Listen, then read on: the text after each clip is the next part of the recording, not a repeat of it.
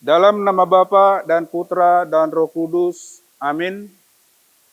Bapak, Ibu, saudara-saudari yang terkasih, yang dikasihi Tuhan, kita bersyukur dapat berjumpa kembali dalam Remas Renungan Malam Singkat setelah Maris Jepara, tanggal 23 Januari 2026.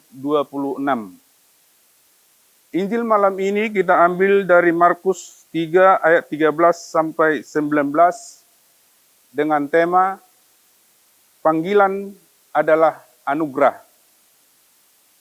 Baiklah Bapak, Ibu, saudara-saudari yang terkasih, mari kita dengarkan Injil Markus 3 ayat 13 sampai 19. Kemudian naiklah Yesus ke atas bukit. Ia memanggil orang-orang yang dikehendakinya, dan mereka pun datang kepadanya.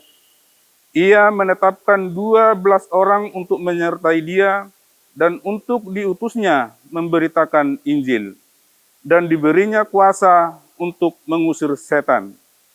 Ke-12 orang yang ditetapkan itu ialah Simon yang diberinya nama Petrus, Yakobus anak Zebedeus, dan Yohanes saudara Yakobus yang keduanya diberinya nama Boanerges, yang berarti anak-anak buruh.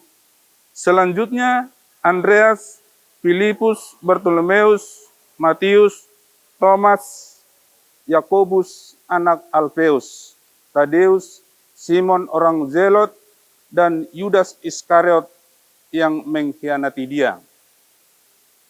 Bapak, Ibu, saudara-saudari yang terkasih, dari Injil ini atau renungan malam ini, kita mengambil dari Markus 3 ayat 13-19. Ini berpusat bahwa dia mengambil orang biasa untuk menjadi rekannya dalam pemberitaan Injil dan diberi kuasa ilahi untuk mengusir setan. Menekankan bahwa Yesus tidak mengambil yang layak, tetapi memampukan yang dipanggil, dan tugas murid adalah menyertai Yesus untuk melayani dan menghadirkan kerajaan Allah. Bahkan di tengah kelemahan dan pengkhianatan seperti yang terlihat pada diri Yudas Iskariot. Bapak, Ibu, saudara-saudara yang terkasih, ternyata panggilan tiap orang berbeda. Allah menetapkan panggilannya bagi setiap pribadi. Kita perlu menanggapi itu dengan niat dan kesungguhan kita.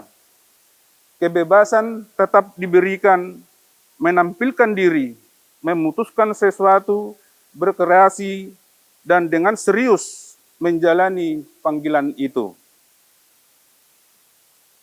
Pertanyaannya, bagaimana kita bisa memahami Injil ini? Cobalah kita melihat panggilan kita masing-masing. Sebagai orang tua maupun sebagai profesional tertentu, sudahkah kita memberikan bukti bahwa Allah itu baik melalui karya kita sehari-hari?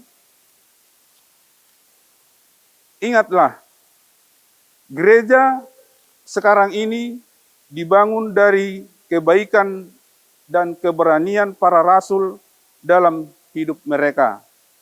Pekerjaan di dunia ini pun dijalani Yesus dengan rela hati, serius, tidak setengah-setengah, dan bertujuan jelas, yaitu penyelamatan. Yesus bukan hanya menjalankan panggilan hidupnya sebagai penyelamat, tetapi ia membaharui. Bapak, Ibu, saudara-saudari terkasih, semoga dari renungan malam ini kita tidak membiarkan kesempatan pembaharuan terlewatkan. Mulailah setiap pekerjaan dengan doa dan diberikan yang terbaik kepada Tuhan melalui pekerjaan kita. Dan semoga renungan malam ini bermanfaat dalam kehidupan kita untuk lebih dapat bekerja untuk Tuhan.